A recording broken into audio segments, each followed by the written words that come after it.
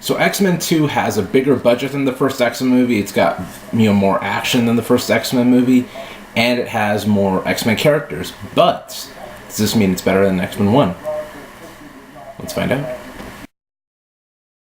So X-Men 2 is directed by Bryan Singer, and the cast in this movie is basically the majority of the cast from the first X-Men movie, with some new cast members and some new characters.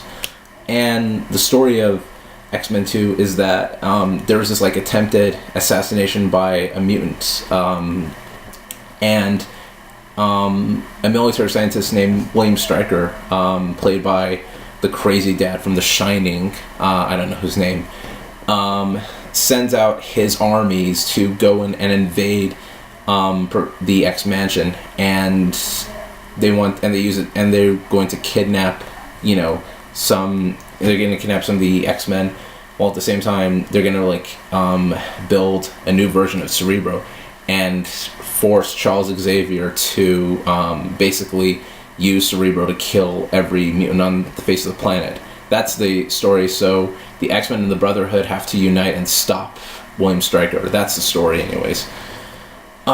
So over the years, so many people have said that X-Men 2 is one of the greatest comic book movies of all time.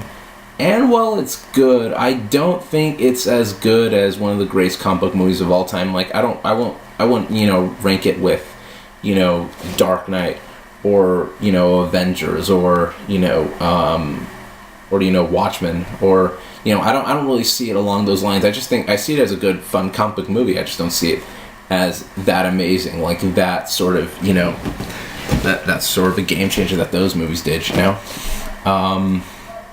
But anyway, so what's good about this movie? Well, for one, there is they do have a lot more screen time for many more X-Men characters.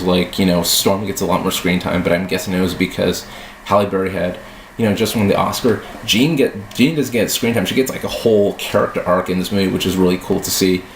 And at the same time, they make, characters that, were introduced in the first X-Men movie and really have them play a big part. Pyro was introduced, and Iceman was introduced in X-Men 1, and they play bigger roles in X-Men 2.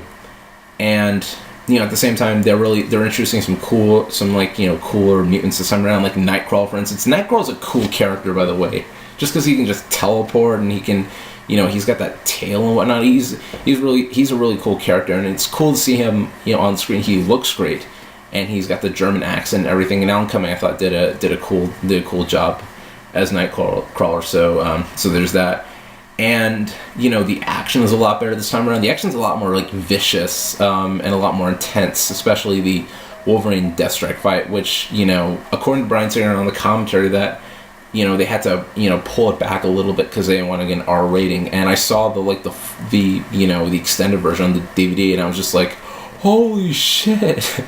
It's insane. And also at the same time, the effects are a lot better this time around. I think the reason why the effects in X-Men 1 weren't as good is because, the budget seemed low. In fact, they did a research, and, the budget for X-Men 1 was, $40 million, and this time around for X-Men 2, it was, 110. So, obviously, they stepped up their, effects this time around, which, as a result, they do look cool. The Cyclops blast looks a lot more better. So does Storm's lightning effects and the claws and so forth. They look a lot more. I guess they do look CG still, but they don't look bad CG. You know what I mean? They look passable CG. The best way I can say it. So some of the problems I have with this movie, just so I can say, is that first of all, one of my main complaints about X-Men 1 was that it focused too much on Wolverine, not much on the X-Men. And while there's a lot more screen time for the other X-Men like Storm and Jean Grey, like I said, it still feels Wolverine eccentric. And that's because, this is really sort of Wolverine finding out about his past and whatnot. And I kind of felt like that kind of stuff, should have been saved for an origin, movie, like a spin-off movie. And they did do that poorly in Wolverine, though. But that's kind of how I felt. I kind of felt like some of the origin stuff kind of diluted from the X-Men, from the X-Men storyline in a way. At least that's kind of how I felt, though. But aside from that, also they're there were probably like one or two scenes in this movie where I was like, okay, if they cut that scene out, it probably wouldn't make a difference. Like, there's like this one scene where Rogue, Wolverine, Pyro, and Iceman, run away, and they run away to Iceman's house in Boston, and it's there's this whole segment with Iceman and his parents and stuff, and I just kind of felt like that scene, that scene kind of slowed the movie down. I felt like there's any scenes that I felt like big, long scenes that should have been cut out, should have been that scene. No one made a difference. You know what I mean? Because it doesn't get mentioned in any other scene. It's just, me, it felt like it went nowhere. Same thing with the Wolverine Mystique scene in the tent. I just thought that scene kind of just went nowhere, in my opinion. And also, the villain, the guy who plays William Stryker, I kind of thought he was a little over the top at times. He was just like, oh, I'm in an X-Men movie, and I'm gonna be over the top like this. He kind of felt like he kind of felt like he was trying to do Shatner in a way. It kind of felt like to me, but anyways, X-Men 2 I think is still a pretty good comic book movie. It's not as good as X-Men 1.